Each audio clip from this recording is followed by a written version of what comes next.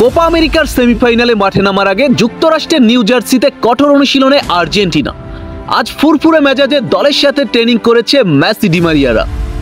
আর্জেন্টিনার ম্যাচ ও ট্রেনিং সেশনের আপডেট নিয়েই থাকছে আজকের প্রতিবেদন।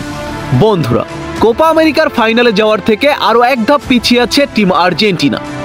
তবে ইতোমধ্যেই ফাইনালে যাওয়ার লক্ষ্যে সকল ধরনের প্রস্তুতি সেরে নিয়েছে কোপা আমেরিকার ডিফেন্ডিং চ্যাম্পিয়নরা। কানাডার বিপক্ষে সেমিফাইনাল ম্যাচকে সামনে রেখে যুক্তরাষ্ট্রের নিউ জার্সিতে অনুশীলন করছে টিম আর্জেন্টিনা। আজ লিওনেল স্কলোনির অধীনে নিউ জার্সিতে প্রথম দিনের ট্রেনিং সেশন কমপ্লিট করেছে মেসি মার্টিনেজরা। সেমিফাইনাল ম্যাচে মাঠে নামার আগে আরও দুইটি ট্রেনিং সেশন কমপ্লিট করবে আর্জেন্টিনার ম্যানেজার লিওনেল স্কলোনি।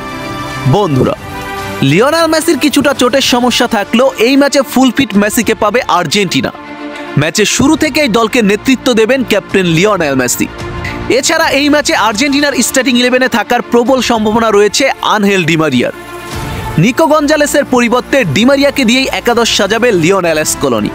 বন্ধুরা, তো চলুন এই ম্যাচটির সময়সূচি জেনে নেওয়া যাক। আগামী 10 জুলাই কোপা আমেরিকার সেমিফাইনালে কানাডার বিপক্ষে মাঠে নামবে আর্জেন্টিনা।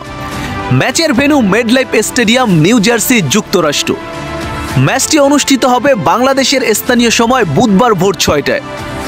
ম্যাচটি সরাসরি সম্প্রচার করবে বাংলাদেশের একমাত্র স্পোর্ট চ্যানেল টি স্পোর্টস।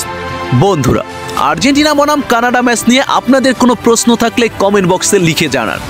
আমি চেষ্টা করব সবার প্রশ্নের উত্তর দেওয়ার। আর হ্যাঁ, আর্জেন্টিনা ফুটবল রিলেটেড নিত্য নতুন সকল আপডেট পেতে আমার চ্যানেলটি সাবস্ক্রাইব করে